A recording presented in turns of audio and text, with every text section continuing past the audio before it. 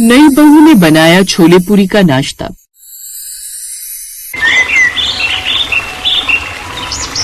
मनीषा की शादी की तैयारियां जोरों शोरों से चल रही थी, तो वहीं मनीषा अपनी मासी की बेटी कोयल के साथ अपने कमरे में हल्दी के लिए तैयार होते हुए बोलती है।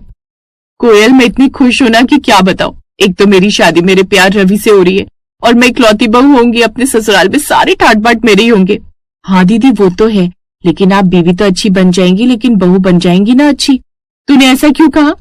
अरे बहू के ऊपर जिम्मेदारियां होती हैं और आपको जहाँ ज्यादा काम दिखता है आप तो हाथ खड़े कर देती है। हाँ ये तो है, लेकिन यार रवि का साथ मुझसे सब कुछ करवा देगा। मनीषा और कोयल की बातों के बीच मनीषा की माँ आकर उनको नीचे हॉल में हल्दी के लिए बुला लेती हैं, जहाँ सभी लोग मनीषा को बारी बारी हल्दी लगाते हैं। हल्दी की रस्म के बीच मनीषा का फोन बजता है, जहाँ वीडियो कॉल पर रवि मनीषा के चेहरे को हल्दी से रंगा देखकर बोलता है। अरे मोहतरमा, इतनी भी हल्दी ना लगा देना अपने चेहरे पर कि तुम्हारे गालों पर किस करते हुए हल्दी का टेस्ट है। चुप करो, शर्म नहीं आती? और सब है यहाँ पर, किसी ने सुन लिया तो क्या कहेंगे कि देखो लड़के लड़की से थोड़ा भी इंतजार नहीं हो रहा। वैसे एक बात कहूँ, मेरे घर में बात हो रही थी कि नई बहू आकर नाश्ते में क्या खिलाया करेगी, तो बताओ तुमने कुछ सोचा है? वाह जी वाह, अभी मैं तुम्हारे घर में आई भी नहीं हूँ और तुमको खाने में क्या बनाऊंगी इसकी पड़ी है। मुझे ना गुस्सा ना दिलाओ, वरना पहले ही दिन नाश्ते में मिर्च के पराठे खिलाऊंगी तुम्हारे परिवार को। अच्छा सॉरी बाबा, अब तुम हल्दी एंजॉय करो, माँ बुला रही है मुझे। रवि के कॉल काटने के बाद मनीषा अपनी हल्दी एंजॉय करती है। ऐसे ही मेहंदी और संगीत के फंक्शन के बाद आखिरकार मनीषा और रवि की शादी हो जाती है, जहाँ पर मनीषा के ससुराल में उसकी सास कल्याणी उसका आरती उतार कर स्वागत करती है। आओ मेरे घर की लक्ष्मी, मेरी अन्नपूर्णा, इस घर में अपने कदम रखो और इस घर के लोगों के दिल को जीतो। अन्नपूर्णा, वाह माँ जी, आते ही बता रही हो कि मुझे अच्छा अच्छा खाना बनाकर सबका दिल जीतना है। एक बार मुझे अच्छे से एंजॉय करने दो, मेरी शादी के बाद की रस्म में खिला देंगे आपको खाना भी। क्या सोच रही हो, आगे बढ़ो। मनीषा अपने ससुराल में कदम रखती है और सारी रस्में धीरे धीरे खत्म करती है, लेकिन रवि के घर में रिश्तेदार खत्म ही नहीं होते। उसकी चाची, बुआ, ताई, दूर की मासी, दूर की काकी, सभी लोग ही घर में शादी के 2 दिन बाद तक भी पड़े रहते हैं। ये देखकर कमरे में बैठी मनीषा के पास जब रवि आता है तो वो बोलती है, ये भीड़ कब खत्म होगी तुम्हारे घर से? ये रिश्तेदार जा क्यों नहीं रहे? शादी खत्म हुए 2 दिन हो गए, अब तक का एक का भी पैर नहीं हिला अपने घर वापस जाने के लिए। अरे अभी कोई नहीं जाने वाला। क्यों? दूसरी शादी भी करोगे क्या जो उसको देखने के लिए रुके हुए हैं ये? अरे नहीं बाबा, ये लोग एक खास रस्म के लिए रुके और वो रस्म है।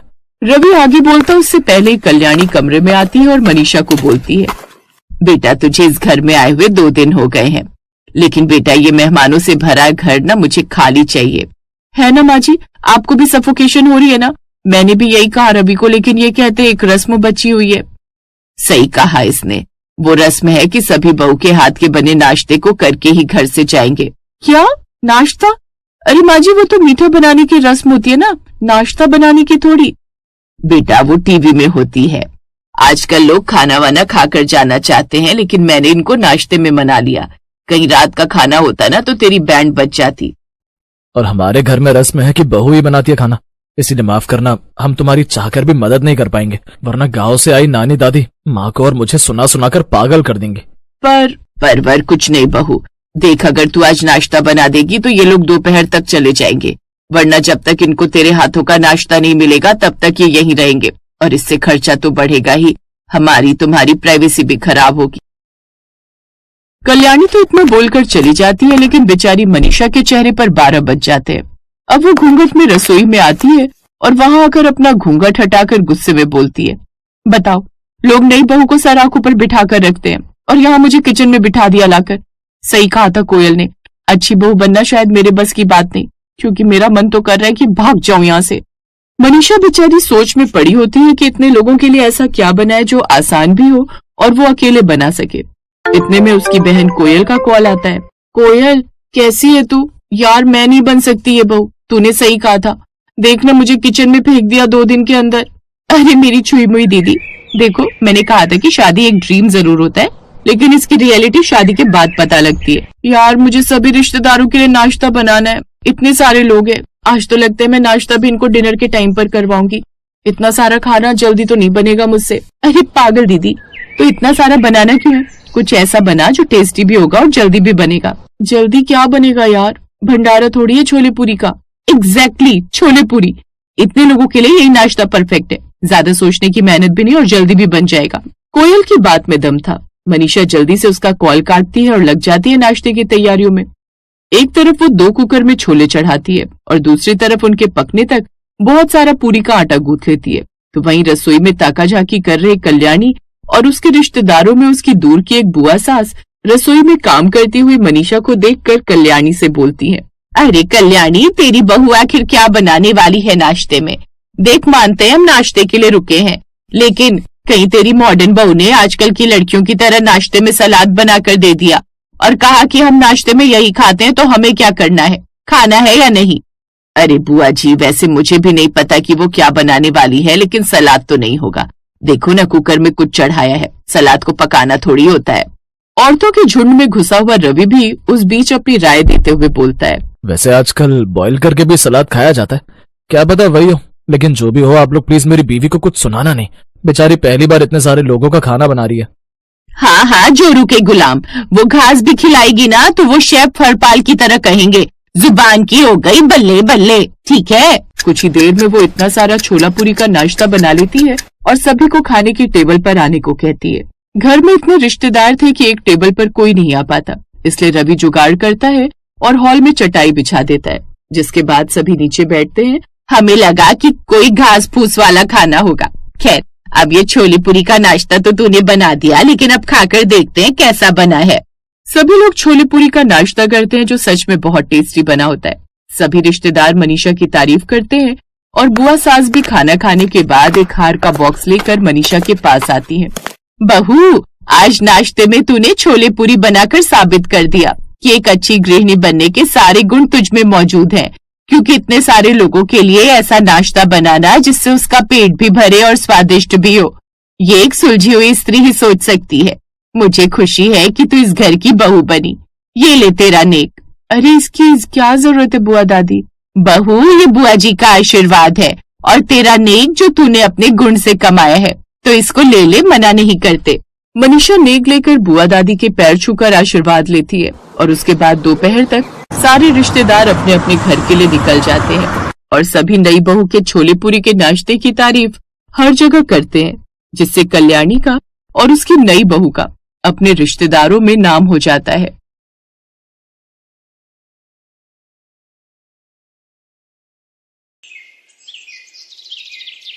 प्राग और श्वेता की नई नई शादी हुई थी। नई नई शादी के बाद ही वो दोनों घूमने के लिए कुल्लू मनाली चले गए। नहीं नहीं प्राग, ये बर्फ के गोले मेरे ऊपर मत फेंको। अरे नहीं करो यार। मैं अभी तुम्हें बताता हूँ। प्राग श्वेता पर बर्फ के गोले फेंकते हुए मनाली की हंसी वादियों के मजे ले रहा था। फिर लगभग एक हफ्ते की ट्रिप के बाद ही वो दोनों दिल्ली वापस लौट आए।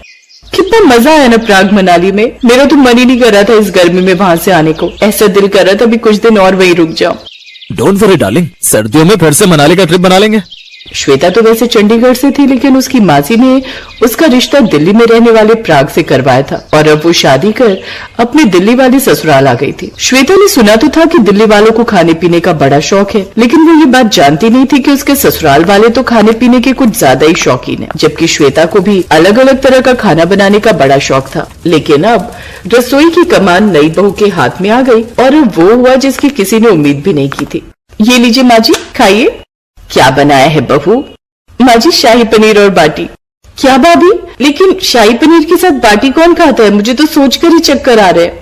अब बेटी जो भी है यही है, और इसे बनाते हुए भी 2 घंटे से ऊपर हो गए। अब तो मुझे भूख भी जोरों की लगी है, इसीलिए जो भी है परोस दो बस। वो सभी बेमन से शाही पनीर और बाटी खा लेते हैं, लेकिन उसका स्वाद तो वो भूल ही नहीं पाते। फिर अगले दिन भाभी रसोई में, पापा ना जाने अब क्या एक्सपेरिमेंट करेंगे हम पर। अरे कुछ नहीं होगा, तेरी माँ ने उसे कल अच्छे से समझा दिया, क्यों गायत्री? हाँ हाँ, आप फिक्र मत करो। वैसे आज भाभी सुबह से YouTube पर कोई नई रेसिपी देख रही थी, ना जाने आज क्या बनाने वाली है। कुछ देर बाद श्वेता बाहर आती है। आज आपको कुछ स्पेशल खाना मिलने वाला है और आज आप खाएंगे ना तो उंगलियां चाटते ही रह जाएंगे। अरे वाह वाह, फिर तो जल्दी परोसो, मुझसे तो वेट ही नहीं हो रहा। तो ये रहा आपका सरप्राइज। आज मैंने आप सबके लिए बनाया है आलू पनीर की सब्जी और बर्गर। क्या क्या क्या कहा बहू, फिर से कहना। माँ जी, लगता है ठीक से सुनाई नहीं दिया, यह एक्साइटमेंट में कुछ ज्यादा ही हो गई। मैंने आप सबके लिए बनाया है आलू पनीर की सब्जी के साथ बर्गर। क्या ये क्या बात हुई भैया यार, क्या है ये सब? ये क्या एंटीक पीस उठाकर लाए हो आप?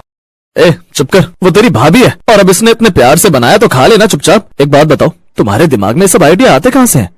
वो सब छोड़ो और ये बताओ, ये सब एक्सपेरिमेंट कभी अपने मायके में भी किए थे या हम लोगों को ही चुना है आपने इसके लिए? कैसी बातें करती हो ननद जी? वो तो आप शुक्र मनाओ कि आपको इतनी अच्छी बहू मिली है जो आपके इतनी बढ़िया बढ़िया चीजें बनाती हो। अरे मेरी जैसी बहू तो चिराग ढूंढने से भी नहीं मिलेगी। बिल्कुल सही कहा बहू तूने, ऐसी बहू तो चिराग ढूंढने से भी नहीं मिलेगी। खैर तू ये बता कि ये तेरे इस आलू पनीर की सब्जी के साथ बर्गर कौन खाता है? एक बात बता बहू, तेरी रिश्तेदारी में कोई म्यूजियम में काम करता है क्या? आप ऐसा क्यों पूछ रही हैं माँ जी? क्योंकि ऐसा खाना आज तक किसी ने नहीं बनाया होगा और तुझे तो म्यूजियम में रख देना चाहिए। माँ जी मेरे घर वाले तो अगर मैं दही के साथ भी रोटी परोसूं तो खुश होकर खा लेते थे, लेकिन आप लोगों के लिए तो ये भी कम है। पता है सारा दिन लग जाता है मुझे ये तरह तरह की रेसिपी छांटने में। अब जल्दी से खा लीजिए, कहीं ऐसा ना हो कि ठंडा हो जाए तो और भी नहीं चबाया जाएगा। गायत्री को बिल्कुल समझ नहीं आ रहा था कि ये हो क्या रहा है। आखिर वो जिस बहू को सर्वगुण संपन्न समझकर लाई थी उसे तो ठीक से ये भी नहीं पता कि किसके साथ कौन सा कॉम्बिनेशन का खाना बनता है। फिर अगले दिन, बहू तू ऐसा कर, रसोई का काम छोड़, तू बाहर साफ सफाई और कपड़ों का काम देख ले, रसोई मैं खुद ही बना लिया करूंगी। ठीक है माँ जी, जैसा आपको ठीक लगे। अब गायत्री रसोई की कमान फिर से अपने हाथों में ले लेती है और तरह तरह का खाना बनाने लगती है। लेकिन तीनों समय गर्मी में रसोई में खाना बनाने से अब गायत्री की तबीयत खराब हो जाती है।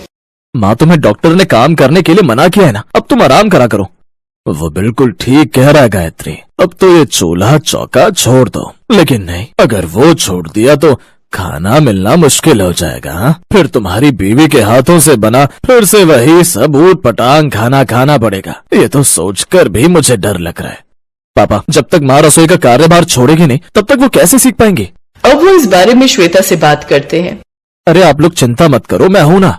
माँ जी की तबीयत खराब है तो क्या हुआ, मैं उनके साथ साथ आप सब लोगों का भी ध्यान रखूंगी और आप सबको बढ़िया बढ़िया खाना बनाकर खिलाऊंगी। हे प्रभु, बस अब रक्षा करना। ऐसे ही शाम के समय सभी लोग खाने के लिए टेबल पर बैठ जाते हैं। क्या बनाया आज तुमने? अरे आप बाउल्स के ढक्कन हटाइए तो सही, आप न देखकर खुश हो जाएंगे। जैसे ही वो बर्तन का ढक्कन खोलते तो हैरान रह जाते हैं। अरे ये बनाया क्या है? मैंने बनाए हैं आज मूंग दाल के पकौड़े और रोटी। वाह वाह वाह वाह, क्या बात है। धन्य है आप भाभी, सच में धन्य है। ऐसा अजूबा तो मैंने आज तक कहीं नहीं देखा और नहीं सुना। वाह वाह वाह वाह, लगता है ननद जी की ये फेवरेट डिश है। कुछ ज्यादा ही एक्साइटेड हो गई है इसे लेकर। देखा आपने प्राण जी, ननद जी मेरी कितनी तारीफ कर रही है। I am so excited.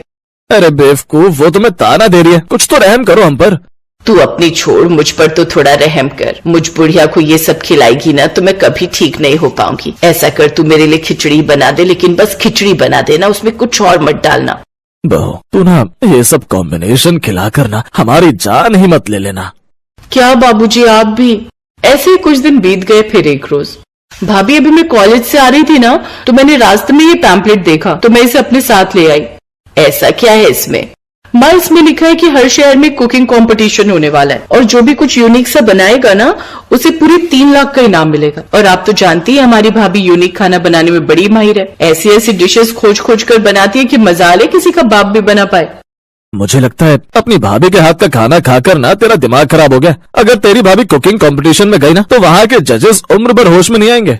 सभी ससुराल वाले जोर जोर से हंसने लगते हैं। अपना मजाक बनता देख श्वेता को बड़ा बुरा लगता है। वो उस पैम्पलेट को लेकर अपने कमरे में जाती है और अपना नाम वहाँ पर लिखवा देती है। फिर एक हफ्ते बाद, माँ ये श्वेता कहाँ है? कहीं नजर नहीं आ रही?